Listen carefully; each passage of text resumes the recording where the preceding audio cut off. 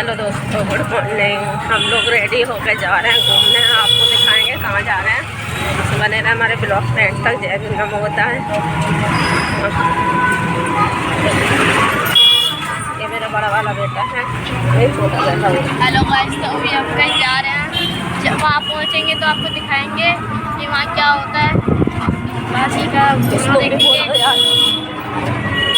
ये बोलेगा ही नहीं, सब बहुत शर्म लगती है भैया। तो गाइस गाड़ियों की आवाज़ आ रही है।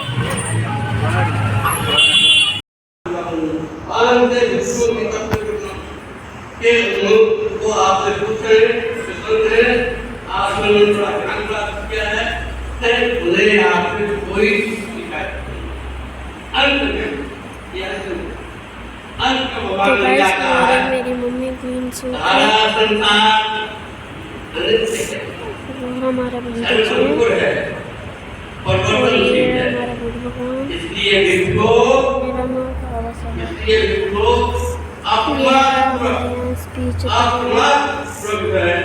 अपने कर्तव्यों को ये यहाँ पे सबसे दूसरे आदमी है। अब यहाँ पर हमारे यहाँ पर पाठ पढ़ा जाएगा। वो देखिए पास लेके क्या सब पास भी रहता है ना, पाठ पढ़ेंगे समय से।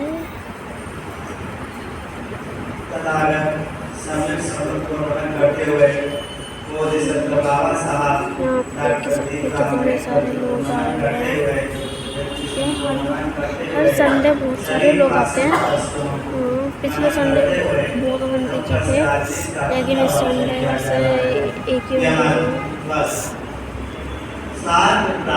करने वाले श्रावकों की कथा स्थान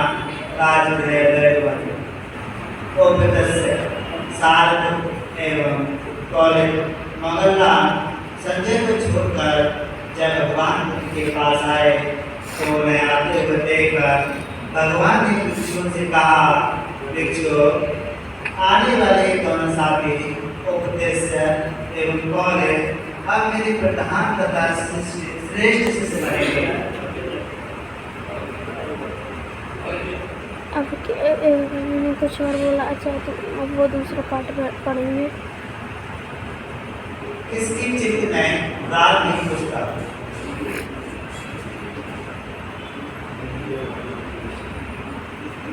श्रेष्ठ शिष्य बनेंगे।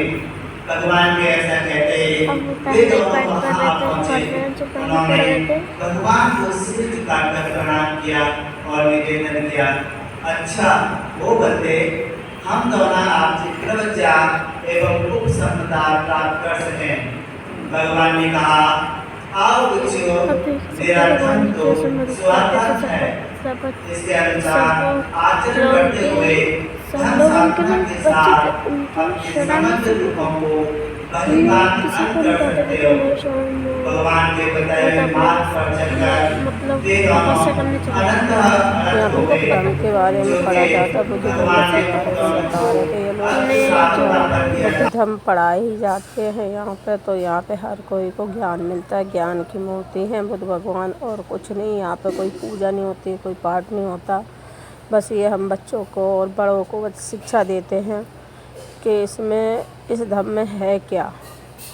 इसलिए यहाँ पे ये बुद्ध धर्म का पढ़ी जाती है। बुद्ध वंदना की जाती है, हर संडे की जाती है। और बड़े बड़े प्रोग्राम होते हैं तब भी की जाती है। दशहरा हो गया, दिवाली हो गई, होली हो गई, इनमें ज़रूर होता है। तो कृपया करें आप सब लोग भी पाखंडवाद से बाहर निकलें और ये बुद्ध धर्म अपनाएं। बुद्ध धर्म में कोई ऊंचा नहीं, कोई नीचा नहीं, कोई जात नहीं, कोई बिरादरी नहीं, सब एक समान है। सो गाइस, सब लोग आएँ, बुद्ध धर्म अपनाएं। कोई इसमें ज़बरदस्ती नहीं, आपकी इच्छा करती तो अपनाएं, नहीं आए ज़रूर। अपने बच्चों को शिक्षा दें। और सबसे ज़्यादा ज़रूरी बताया जाता है कि अपने सिर्फ बच्चों को, चाहे कुछ खाओ ना खाओ, पर बच्चों को पढ़ाओ ज़रूर। चाहे एक रोटी की जगह आधी रोटी खा के सो, पर बच्चे पढ़ना ज़रूर है।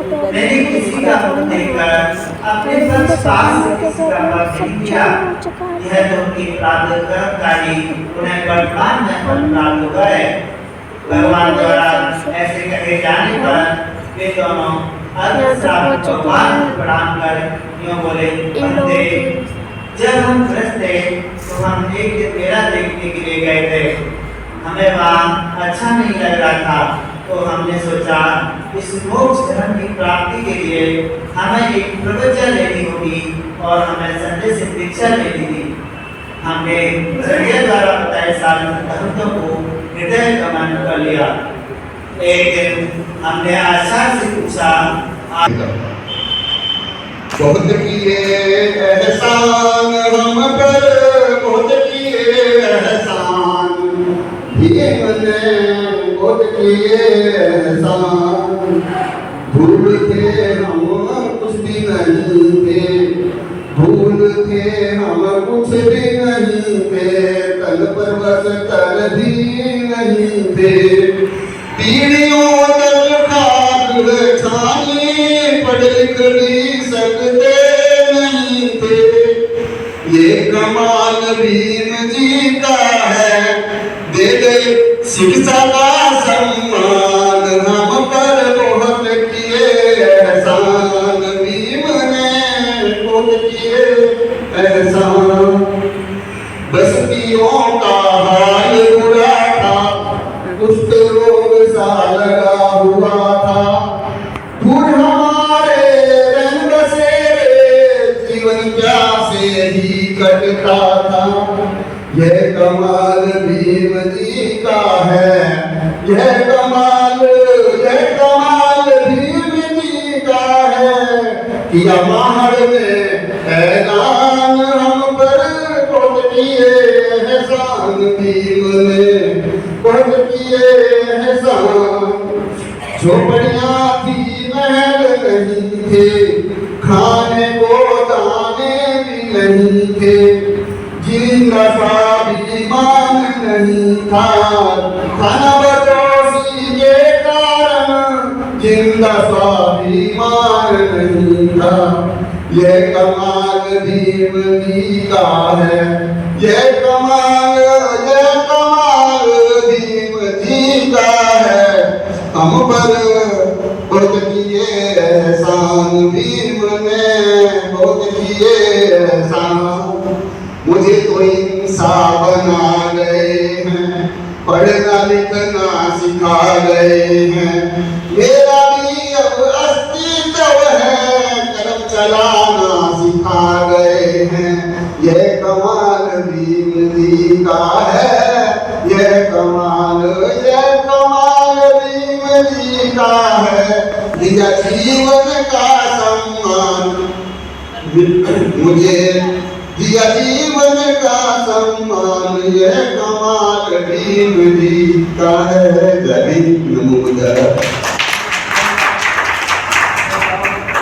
नमो बुद्धाय।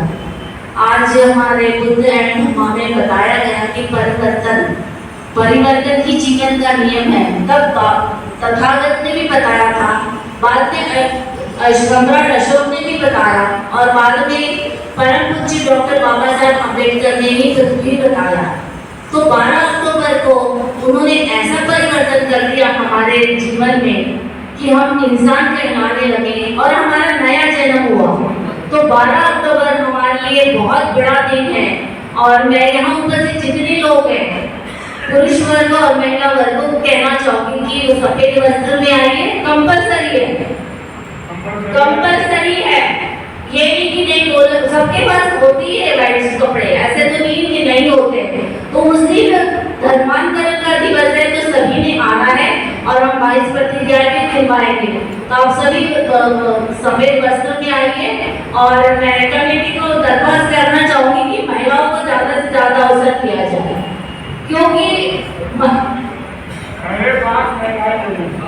मैं अपने लिए बोल रही हूँ कि वहाँ ऊपर सभी महिलाएं मुझे रोज हमेशा हर संडे बोलती है कि मैडम आप बोलो, तो बोलने के लिए ऐसा कुछ होता नहीं है। तो मैं कोई बात नहीं, वो बोल रहे हैं, जिनको ज्ञान है वो बोलते हैं। आप भी बोलना चाहते तो बोलो, इन लोग कुछ नहीं बोलेंगे। तो मैं यही कहूँगी कि आप आइए, और हमारे समता बुद्ध विहार, मैं समता बुद्ध विहार की छोटी सी बात कहना चाहूँगी कि परिवर्तन कैसे होता है। जब यहाँ पे एक छोटा सा बुद्धगया था, शायद मैंने पहले देखा नहीं है, लेकिन इन लोग बताते हैं कि छोटा सा था, फिर क्या हम दान की वजह से इतना बड़ा हुआ। और पहले दान के लिए पैसे नहीं हुआ करते थे हमारे पूर्वजों के पास, लेकिन हम लोग जैसे पढ़ लिख गए बाबा साहब की वजह से, तो हम लोग बहुत मोटा मोटा दान देते। जैसे हमारे अध्यक्ष जी, अपने सेक्रेटरी बहुत दान देते, हम भी थोड़ा बहुत हाथ भार लगा ही लेते हैं। नहीं, हम दे देते, मैंने बोला हम दे देते, लेकिन इतना नहीं देते जितना इन लोग देते हैं। तो मैं हमेशा कोशिश करती हूँ कि देने की, और मैं देते भी रहूंगी। तो यही परिवर्तन है, पहले हमारे पास नहीं था, आज है कि जिसके पास पैसा है वो पैसा दो, जो फिजिकली आगे यहाँ सेवा करना चाहता है वो सेवा करे, जिस तरह से भी आप कर सकते हैं वैसा करिए, और अपने क्षमता अनुसार यहाँ पे काम कीजिए, तभी हमारे ये बुद्धगया का विकास होगा। और विकास होगा तो जैसे नागपुर में बुद्धगया है, बहुत बड़े बड़े बुद्धगया है, जैसे कि हमारे दिल्ली में भी है, तो हमारे दिल्ली का भी विकास हो। और जब मैं नागपुर जाती हूँ और कहती हूँ कि मैं समता बुद्धगया में जाती हूँ, तो सब लोग बहुत खुश होते हैं, क्योंकि समता बुद्धगया के साथ बुद्धाचार्य का नाम लगा हुआ है, जुड़ा हुआ है। तो जहाँ भी जाते हैं, जब बोलते हैं कि हम समता बुद्धगया से आते हैं, तो उनको बहुत अच्छा लगता है कि बुद्धाचार्य के संरक्षण में आप लोग आगे आए। मैं जब दिल्ली में आई तो मैं नागपुर से बिलोंग करती हूँ, तो बहुत मुश्किल था मेरे लिए, क्योंकि मेरे आंगन में बुद्धगया था, तो मेरे को बहुत मुश्किल था कि मैं कौन से बुद्धगया जाऊँ, मैं किसको नमन करूँ, कुछ समझ नहीं आता था। लेकिन मैं कभी मंदिर नहीं गई, क्योंकि ये मेरे संस्कार में नहीं था। हम कर्मकांड से बहुत दूर है। राखी की बात होगी, जो यहाँ के मंच में भाषण भी देते हैं, बहुत सारा किया होगा, ये 100% बता सकती हूँ मैं, किसी ना किसी बंदे ने तो किया ही होगा। तो मैं यही कहना चाहूंगी कि ये सब कर्मकांड दूर रखो, और जब यहाँ पे आते हो तो बाबा साहब को मानो, भगवान बुद्ध को मानो।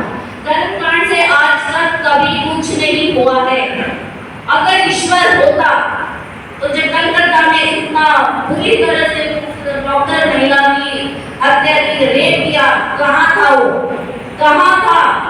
मैं तो हमेशा मेरे हॉस्पिटल में भी यही बात कहती हूँ, तुम कहते हो ईश्वर है, मैं मान भी लेती हूँ ईश्वर है, तुमने कहा, इसलिए मैंने माना कि उस लड़की ने कहीं तो कुछ तो उसको हेल्प करता। ठीक है, जब जीवन और मृत्यु तो लगी रहती है, मृत्यु होगी, एक्सीडेंट होते हैं, बीमारी से मरते हैं, सब कुछ जायज है। लेकिन जब ऐसे अनचाही मौत आती है, बहुत दर्दनाक जब मौत आती है, तब वो कहाँ होता है? मंदिर के बाहर की मैं ये बच्चे के साथ बलात्कार हुआ, कहाँ था वो? कहीं तो था, कहाँ गया था? मंदिर के अंदर रेप होते हैं। क्रिश्चियनिटी में जो चर्च होते हैं, वहाँ पे उनके फादर खुद करते हैं नर्स के साथ, तब कहाँ जाता है वो? सभी जगह पे फिर कहाँ है? इसीलिए बोलते कि हमें खुद की रक्षा खुद करना है, कोई भगवान नहीं आएगा, यही कर कोई इंसान हमारी मदद करेगा, वही ईश्वर कहलाएगा।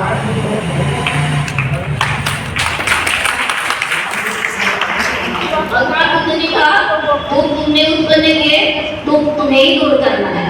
और मैं तो जो भी परेशानी आती तो मैं यही कहती हूँ कि सभी का तूने उत्पन्न किया है ना, तू इसको दूर कर। तो इसी तरह से हमें हमेशा अपने बाबा साहब ने जो मार्ग बताया उस पे ही चलना है। उसमें अगर चलोगे तो आज के डेट में तुम ऊंची कोटि की जो शिक्षा होती है, ऊंचा कोटि का जो स्थान होता है वो मिलेगा, और हमेशा अग्रसर रहोगे। अपने बच्चों को 2 कपड़े कम पहनाओ, एक ही कपड़ा पहनाओ, उसको धो के पहनाओ, लेकिन पढ़ाई जरूर करवाओ। पनीर मत खिलाओ, दाल खिलाओ, सब्जी खिलाओ, रोटी के साथ नमक दो, अचार दो, क्योंकि हम ऐसे ही परिस्थिति से यहाँ तक आए। मैं भी कलावती में कैडेट पोस्ट में हूँ, सीनियर नर्सिंग ऑफिसर हूँ, तो मैं उसी कंडीशन से यहाँ तक आई हूँ। और मैंने अपने बच्चों को भी आज मेरे पास मैं काफ़ी ठीक हूँ फाइनेंशियली, लेकिन मेरे बच्चे आज भी मुझे बोलेंगे मम्मी मुझे पिज़्ज़ा खाना है, तो मैं उनको इजीली नहीं बोलती हूँ कि हाँ बेटा ये और खाओ, मैं बोलती नहीं आज नहीं बेटा कल खाएंगे। तो मैं बोलती कि तूने कितना पढ़ाई किया आज बता मुझे, तो वो बोलते इतना किया, तो मैं बोलती ठीक है, तुम मुझे शाम को शॉर्ट टाइम करता है तो मैं तेरा डिक्टेशन लूंगी, तू मुझे बताना, फिर मैं तुझे पिज्जा खिलाऊंगा। मैं नहीं ले सकती, नहीं दे सकती, इसमें तो कोई वो नहीं है। मेरे पास आज तथागत के कृपा से भगवान बुद्ध की संविधान से बहुत ज्यादा फाइनेंशियली मैं ठीक हूँ, लेकिन फिर भी मैं बच्चों को हमेशा पढ़ाई के लिए प्रेरित करती हूँ। मेरी बेटी आज के डेट में बहुत हाईली एजुकेटेड है, फिर भी उसकी नौकरी लगी थी, मैंने नौकरी छोड़ा के मैं बोली नहीं और पढ़ो, क्योंकि आगे आगे जितना पढ़ेंगे बच्चे हमारे उतने ही बहुत ज्यादा ब्राइट होंगे और हमारे समाज के लिए, हमारे समाज की मार्गदाता बनेंगे और हमारे जितने जो निम्न वर्ग के लोग हैं उनको मार्गदर्शन करेंगे। और मैं हमेशा उनको यही कहती हूँ कि मेरे बाद मेरा जो कारभार जो मैंने चलाया है वो तुम्हें रेगुलर करना है। और यहाँ पे बहुत अच्छे अच्छे लोग हैं, तो जो नहीं पढ़ सकते, नहीं कर सकते अपने बच्चों के लिए, तो उनको हेल्प करिए। हम बिहार में तो करते ही है और साथ साथ में उनको भी करिए, तो हमारा समाज बहुत आगे बढ़ेगा। करते हैं। अगर वीडियो अच्छा लगता है तो शेयर कर ले, नए हैं तो सब्सक्राइब कर ले, लाइक कमेंट करना भूल लेना। जय भीम, नमो बुद्धाय। मिलते हैं नेक्स्ट ब्लॉग में। अब हम आपको मिलेंगे 2 अक्टूबर को, दिखाएंगे क्या होने वाला है हमारे बुद्ध विहार में। सो आप लोग 2 अक्टूबर वाले वीडियो को ज़रूर देखें। अभी के लिए बाय बाय।